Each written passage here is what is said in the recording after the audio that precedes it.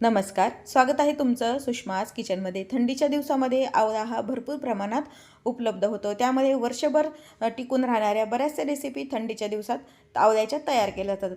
आज आपण आवळ्याचा मुखवास तयार करणार आहोत किंवा आवळ्याचा खीस पण म्हणू शकतो किंवा आवळा सुपारी। या पद्धतीने केलेली आवळा सुपारी तुम्ही वर्षभर पण छान स्टोअर करू शकता। आवळ्यामध्ये व्हिटॅमिन सी भरपूर प्रमाणात असल्यामुळे केसासाठी आणि स्किनसाठी अगदी बहुगुणी असं हे फळ आहे। आवळा सुपारी कशी बनवायची हा व्हिडिओ तुम्ही शेवटपर्यंत पहा। तसेच माझ्याच चॅनलवर तुम्ही नवीन असाल तर चॅनलला सबस्क्राइब करा, रेसिपीला लाईक करा आणि रेसिपी शेअर करायला विसरू नका। आता आपण आवळ्याचा मुखवास किंवा मग आवळा सुपारी तयार करायला सुरुवात करूया।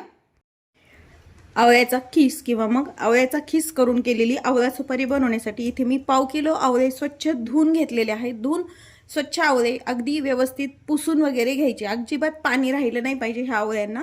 इतपत हे स्वच्छ धुवून आणि पुसून घ्यायचे। आता हे आवळे आपल्याला खिसून घ्यायचे। यामध्ये मी फक्त पाव किलो आवळ्याचं प्रमाण सांगितलेलं आहे। साधारण पाव किलो मध्ये या साईजचे 9 आवळे बसलेले आहेत।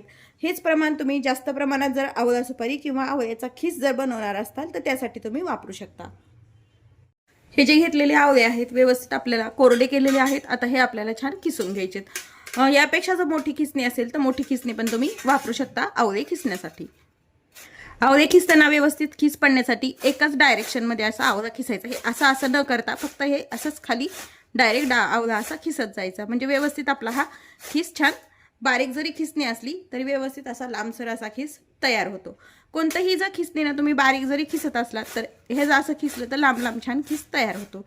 हा खीस जाळायच्यासाठी करायचा की वाळल्यानंतर हा अजून बारीक होतो, त्यामुळे शक्यतो खिसताना जाडसरच खिसून घ्या।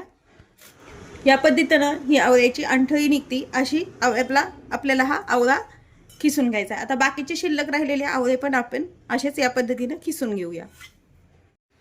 आपण आवळा खिसून घेतलाय आणि ह्या आवळ्याच्या अंठळ्या आपण काढून घेतलेल्या आहेत।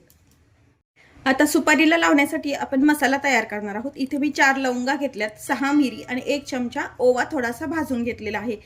हे एका मिक्सर जार मध्ये घ्यायचंय। लवंग आणि मिरी हे ऑप्शनल आहे टाकायला, पण टाकल्यानंतर टेस्ट अगदी छान येते। हा जो मसाला आहे तुम्ही जे फोडीची आवळा सुपारी बनवता त्यासाठी पण तुम्ही वापरू शकता। 1 चमचाभर मीडियम आपला चमचा असतो ना पोहेचा, ते काळं मीठ घेतले आणि त्यापेक्षा कमी आपण साधं मीठ घेतले, ते पण यामध्ये टाकून घ्यायचे। अगदी थोडीशी साखर आणि हे मिक्सरला छान बारीक करून घ्यायचे। फार बारीक नाही व फार जाड नाही, असं हे आपल्याला भरड काढून घ्यायची आहे। यामध्ये माझ्याकडे जिरे पूड भाजून केलेली असल्यामुळे मी यामध्ये भाजलेले जिरे टाकलेले नाहीये। तर नसेल तर तुम्ही यामध्ये भाजलेले जिरे टाकून पण हे मिश्रण मिक्सरला फिरवू शकता, पण माझ्याकडे पूड ऑलरेडी तयार असल्यामुळे मी इथे जिरे वापरलेले नाहीयेत।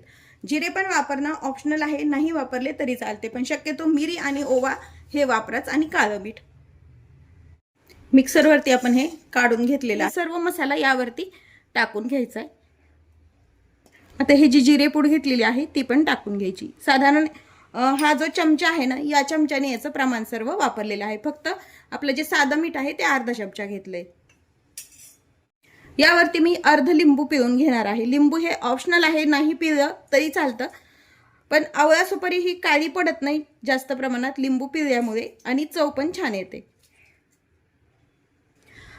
सर्व टाकलेले मसाले आणि हा जो खीस आहे व्यवस्थित आपल्याला छान मिक्स करून घ्यायचा आहे। हाताने मिक्स करा किंवा मग चमच्याने। बाकीच्या चमच्याने मिक्स करण्यापेक्षा काटा चमच्याने हे मिक्स करायला सोपं जातं, त्यामुळे मी शक्यतो काटा चमचा वापरते। आता ही सुपारी आपल्याला हा खीस आवळ्याचा आपल्याला वाळून घ्यायचा आहे। त्यासाठी मी एक पॉलिथिन कट करून घेतली आणि ट्रेवरती टाकून घेतली। शक्यतो लोखंडी याच्यामध्ये किंवा मग एखाद्या कपड्यावरती न वाळवता असा मोकळा मोकळा करून हे आपल्याला छान सुकून घ्यायचं आहे। तुमच्याकडे जर ऊन येत असेल तर उन्हामध्ये सुकू शकता किंवा मग सावलीमध्ये फॅनच्या हवेखाली पण हा सुकला जातो, पण फॅनमध्ये सुकवायला वेळ जरा जास्त लागतो। फॅनमध्ये जरी सुकवला तरी एखाद्या दिवस तरी तुम्ही उन्हामध्ये हा छान वाळून घ्या। असा थोडासा मोकळा मोकळा करून मी इथं वाळायला टाकते। 2 ठिकाणी मी हा खीस एक ताटामध्ये आणि हा लांबसर असा ट्रे घेतलाय त्यामध्ये मी वाळून घेतेय। एकाच ठिकाणी टाकल्यानंतर काय होतं, त्याचा गठ्ठ तयार होतो आणि एकत्रच अशी ही सुपारी एकत्रच तो खीस एकाला एक चिटकले जातो, म्हणून शक्यतो असा मोकळा मोकळा खीस टाकून घ्यायचा आहे।